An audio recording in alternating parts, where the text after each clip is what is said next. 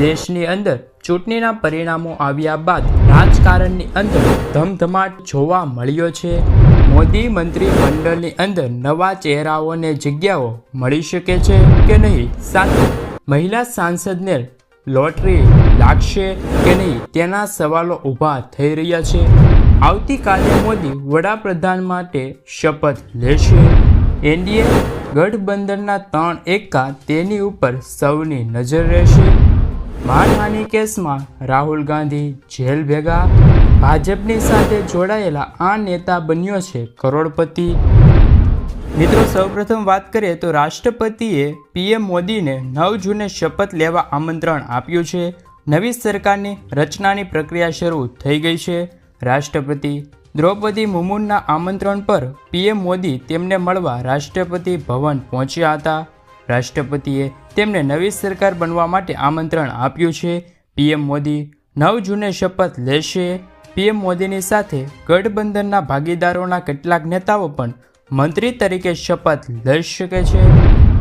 ગેનીબેને કોંગ્રેસને આપી છે સલાહ.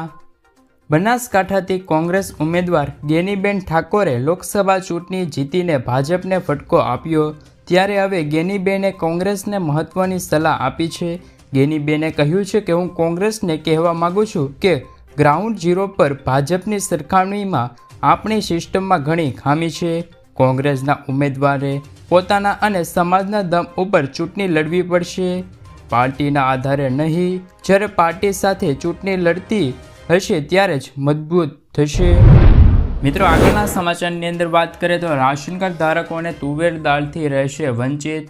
ગુજરાત રાજ્યના 73,98,839 રેશન કાર્ડ ધારકોને તુવેર દાળનો જથ્થો નહીં મળે.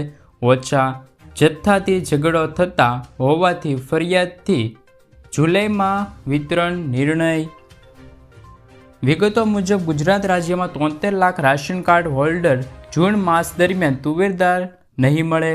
સરકાર તુવેર દાળની ખરીદી કરી શક્યા નથી, જેમના કારણે હવે દુકાનદારોને મળતા પત્ર પરમિટ પર હવે રોપ મૂકવાનો રહેશે, જેથી રાશન કાર્ડ ધારકોને આવે છે તે તુવેર દાળ નહીં આપવામાં આવે.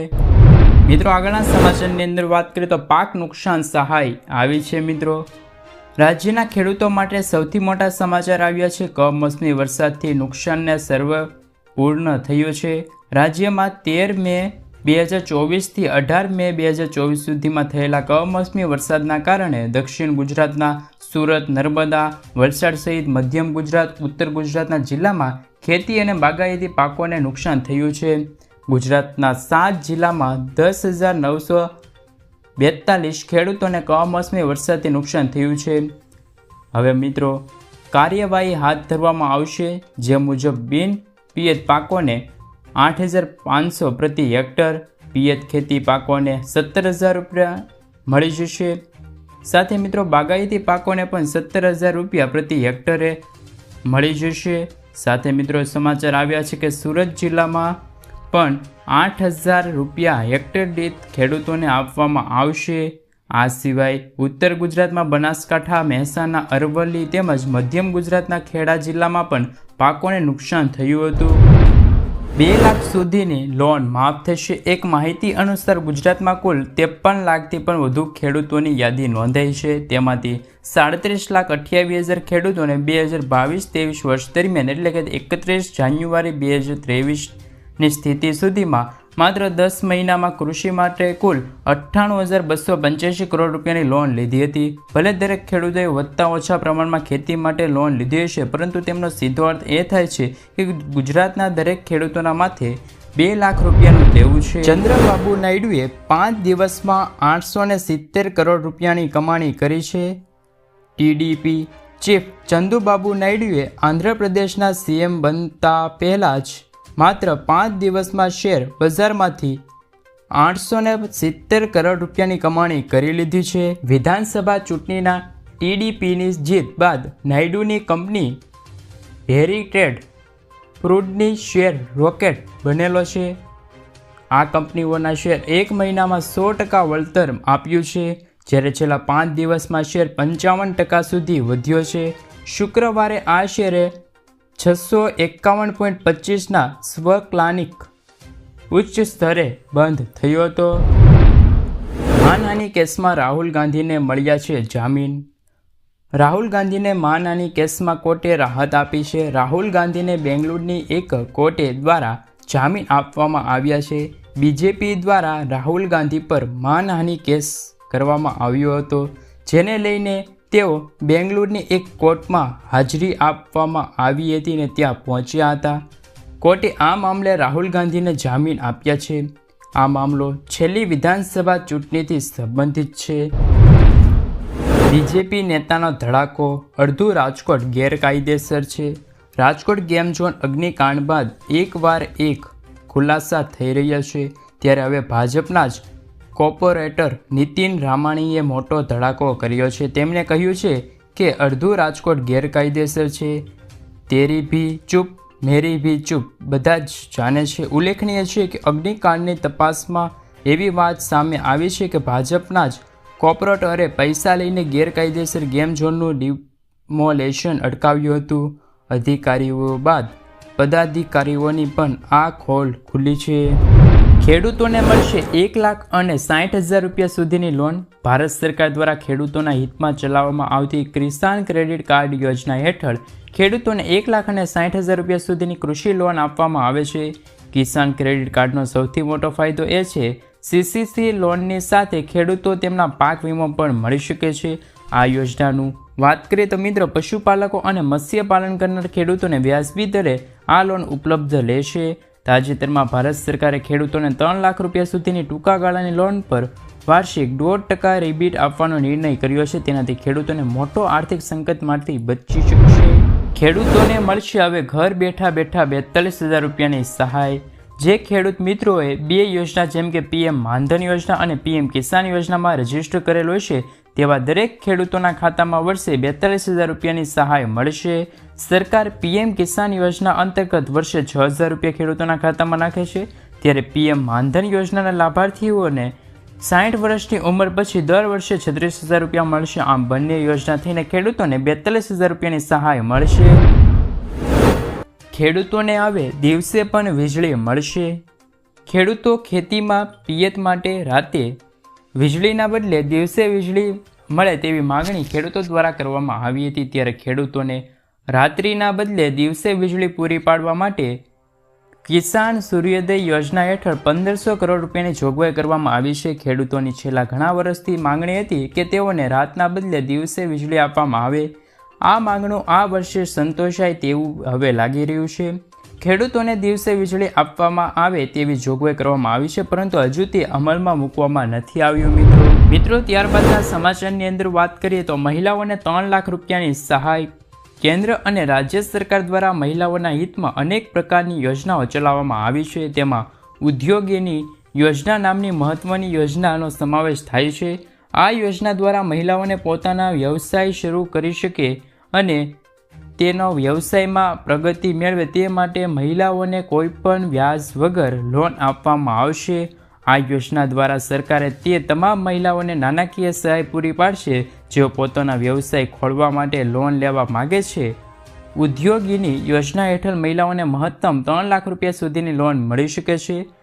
18 થી 55 વર્ષની મહિલાઓને આ યોજનાનો લાભ લઈ શકે છે. આ યોજના હેઠળ લોન લેવા માટે મહિલાઓને કોઈપણ પ્રકારની ગેરંટી આપવાની જરૂર નથી. ચોમાસું ક્યાં પહોંચ્યું છે? કાળઝાળ ગરમીથી રાહતની રાહ જોઈ રહેલા લોકો માટે સારા સમાચાર છે. હવે હવામાન વિભાગે જણાવ્યા અનુસાર કેરળ બાદ ચોમાસું તમિલનાડુ અને કર્ણાટકમાં પહોંચી ગયું છે. 10 જૂન સુધીમાં મહારાષ્ટ્ર અને ગુજરાત, 15 જૂન સુધીમાં મધ્યપ્રદેશ અને 27 જૂન સુધીમાં દિલ્હી પહોંચી જાય તેવી શક્યતા છે. આવી સ્થિતિમાં ગરમીમાંથી પરેશાન લોકોને ટૂંક સમયમાંથી ગરમીમાંથી રાહત મળશે. મિત્રો ત્યારબાદના સમાચારની અંદર વાત કરીએ તો 5 જુલાઈથી મળશે 8,500 રૂપિયા. કોંગ્રેસ નેતા રાહુલ ગાંધીએ ફરીથી મહિલાઓના ખાતામાં પૈસા આપવાનો વાયદો કર્યો છે. લોકસભા ચૂંટણીમાં તેમની જાહેરાત કરવામાં આવી હતી કે અમારી સરકાર જ્યાં બનશે ત્યાં પહેલાં ગરીબોની યાદી બનાવવામાં આવશે, પછી દરેક પરિવારની એક મહિલાઓના ખાતામાં 5 જુલાઈએ 8,500 રૂપિયા ટ્રાન્સફર કરવામાં આવશે. હવે દર મહિને ખેડૂત મહિલાઓને પણ હવે પૈસા આપવામાં આવશે. મિત્રો આગળના સમાચારની અંદર વાત કરીએ તો ખેડૂતોને 2017મો હપ્તો ક્યારે આવશે? લાભાર્થી ખેડૂતોને પ્રધાનમંત્રી કિસાન સન્માન નિધિ યોજનાના 17મા હપ્તાની રાહ જોઈ રહ્યા છે. આ નાણાં ટૂંક સમયમાં જાહેર થવા જઈ રહ્યા છે. મિત્રો અહેવાલ અનુસાર હવે પીએમ કિસાન સન્માન નિધિ યોજનાનો હપ્તો ખેડૂતોને ટૂંક સમયમાં જ મળવા જઈ રહ્યો છે. મિત્રો પરંતુ હવે નવા વડાપ્રધાન બનવાની સાથે જ ખેડૂતોને આવતા મહિનામાં ખેડૂતોના ખાતામાં છે તે 2017મો હપ્તો ટ્રાન્સફર કરી દેવામાં આવી જશે. મિત્રો સૌપ્રથમ વાત કરીએ તો પ્રધાનમંત્રી વડાપ્રધાન નરેન્દ્ર મોદીએ 28 ફેબ્રુઆરી 2024ના રોજ મહારાષ્ટ્રમાં છે તે એક રેલી સંબોધી હતી અને તેમે 9 કરોડથી વધુ ખેડૂતોને 21,000 કરોડ રૂપિયાથી પણ વધુ પીએમ કિસાન યોજનાના લાભાર્થી જે 16મો હપ્તો છે તે જાહેર કર્યો હતો. સસ્પેન્ડ ખતમ થયો છે. નીતિશે આપી દીધું છે સમર્થન. સરકાર બનવાને લઈને ચાલતું સસ્પેન્શન ખતમ થયું છે. સૂત્રોના જણાવ્યા પ્રમાણે વડાપ્રધાન મોદીના ઘરે મળેલી એનડીએની બેઠકમાં નીતિશ કુમાર અને ચંદ્રબાબુ નાયડુએ ભાજપને સમર્થન પત્ર સોંપ્યું છે. આ બેઠકમાં એનડીએના તમામ ઘટક પક્ષો હાજર હતા. એટલે કે ત્રીજી વખત પણ એનડીએની સરકાર બનશે. નરેન્દ્ર મોદી જ પીએમ બનશે. બેઠક બાદ તમામ પક્ષો રાષ્ટ્રપતિને મળીને સરકાર બનવાનો દાવો પણ કર્યો હતો. મિત્રો ગઠબંધનનું ગણિત કેમ બનશે સરકાર? બહુમતી માટે 272 સીટ જોઈએ. એનડીએને 292 બેઠક મળી છે. તેમાંથી નીતિશ અને ચંદુબાબુની 28 બેઠક બાદ કરીએ તો બેઠકમાં કુલ સંખ્યા 264 થાય છે. બહુમત કરતાં 8 સીટ ઓછી છે. તો સામે ઇન્ડિયન સંગઠનને 234 સીટ મળી છે. તેમાં નીતિશ અને ચંદ્રબાબુની 28 બેઠક ઉમેરીએ તો 262 બેઠક થાય છે. મિત્રો બહુમત કરતાં 10 બેઠક ઓછી. આવી સ્થિતિમાં બધા આધાર અપક્ષ ઉમેદવાર પર રહેશે. આ વખતે અપક્ષ ઉમેદવારોને 18 બેઠકો મળી છે. તેઓ નિર્ણાયક સાબિત થઈ શકે છે. મિત્રો પરિણામ બાદ મોદીજીએ શું કહ્યું? પીએમ મોદીએ ટ્વિટર પર કહ્યું છે કે દેશની જનતાએ સતત ત્રીજી વખત એનડીએમાં વિશ્વાસ વ્યક્ત કર્યો છે. ભારતના ઇતિહાસમાં આ એક અદ્ભુતપૂર્વ ક્ષણ છે. આ પ્રેમ અને આશીર્વાદ માટે હું મારા પરિવારને નમન કરું છું. મિત્રો આગળના સમાચારની અંદર વાત કરીએ તો પતિ પત્ની બંનેને 10,000 રૂપિયાની સહાય. જો તમારા પણ છેલ્લા 2 વર્ષમાં લગ્ન થયા હોય અથવા તો થવાના હોય તો તમને સરકાર તરફથી મળશે 10,000 રૂપિયાની સહાય. કુબેરબાઈનું મામેરું સહાય યોજના અંતર્ગત કન્યાઓને 10,000 રૂપિયાની સહાય આપવામાં આવે છે. જેમાં તમારે એક ઓનલાઈન ફોર્મ ભરી જરૂરી ડોક્યુમેન્ટ અપલોડ કરવાના રહેશે. જેમાં કન્યાનું આધાર કાર્ડ, કન્યાના પિતાના વાર્ષિક આવકનો દાખલો, લગ્નનું પ્રમાણપત્ર, કન્યાના બેંક ખાતાની પાસબુકની નકલ વગેરે ડોક્યુમેન્ટ અપલોડ કરીને અરજી સબમિટ કરવાની રહેશે. જ્યારે થોડાક સમય બાદ તમે કરેલી અરજી છે તે પાસ થઈ જશે. ત્યારબાદ તમારા ખાતામાં છે તે 10,000 રૂપિયા જમા થઈ જશે. મિત્રો આગળના સમાચારની અંદર વાત કરીએ તો ગુજરાત પર વાવાઝોડાનો ખતરો. ગુજરાતના વાતાવરણમાં સતત પલટો આવી રહ્યો છે. ભારે ગરમી, બફારો અને ઉકળાટની વચ્ચે હવે અચાનક વાતાવરણ બદલાયું છે. હવે આંધી, તોફાન, ભારે પવન અને વાવાઝોડાની આગાહી થઈ રહી છે. આગાહીકાર આંબાલાલ પટેલે પહેલાં જ કહ્યું હતું કે આ વખતે જૂનમાં વાવાઝોડા અને આંધી તોફાનનું જોખમ રહેશે. આ સાથે તેમણે ભારે વરસાદની આગાહી પણ કરી છે. તેમજ રાજ્યના વાતાવરણમાં મોટો પલટો આવશે અને ગુજરાતને પણ સાવધાન રહેવાનું કહ્યું છે.